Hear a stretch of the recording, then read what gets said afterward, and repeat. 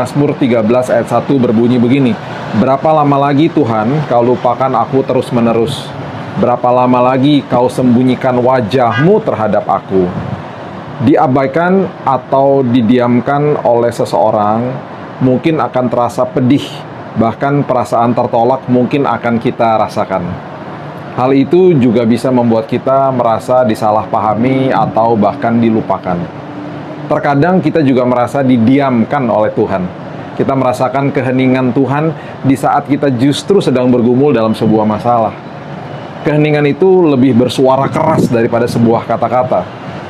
Di dalam sebuah keheningan, diri kita bisa berkata-kata kepada diri kita sendiri, sebuah tuduhan, ketakutan, perkataan negatif, bahkan asumsi yang salah. Di dalam ayat bacaan hari ini, Daud mencurahkan kepedihannya karena ia merasa Tuhan tidak menjawabnya. Bahkan ia sampai merasa keheningan. Daud bertanya, berapa lama lagi? Berulang kali. Tuhan mengizinkan seruan ini didokumentasikan di Alkitab. Mengapa? Tuhan mau menunjukkan kepada kita bahwa tidak apa-apa untuk merasakan hal ini dan untuk membawa perasaan seperti perasaan dilupakan, ditolak, atau keheningan kita kepada Tuhan. Ketika orang-orang menjauh dari kita dan kita didiamkan, kesabaran dan hati kita diuji. Namun itu juga merupakan momen untuk bersandar kepada Tuhan. Bukan semata-mata untuk jawaban, melainkan untuk sadar akan kehadirannya. Dia selalu ada di dalam diri kita sebagai orang-orang percaya. Bahkan ketika orang lain menjauh, Tuhan tidak pernah meninggalkan kita. Walaupun mungkin kita tidak merasakan kehadirannya atau bahkan suaranya, keheningannya bukanlah penolakan, melainkan seringkali merupakan persiapan, ujian, atau panggilan untuk percaya lebih dalam. Dan ingat, jangan pernah percaya sama perasaan kita saja, karena hadirat Tuhan gak pernah tinggalkan kita. Dan hadirat Tuhan tidak bisa dinilai dengan perasaan, harus dengan iman. Ya, Yesus sendiri mengalami keheningan di kayu salib ketika ia berseru, "Allahku, Allahku, mengapa engkau meninggalkan aku?" Ditulis di Matius 27 ayat 46.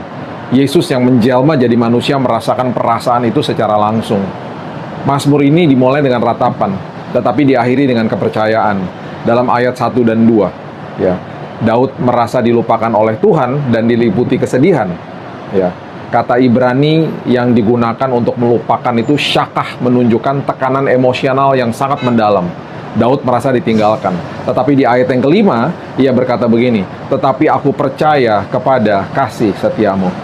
Bawalah perasaan kita kepada Tuhan dengan jujur, seperti Daud. Jangan sembunyikan perasaan kita, jangan mengartikan diam sebagai ketidakhadiran. Hanya karena seorang didiamkan, bukan berarti mereka berhenti peduli.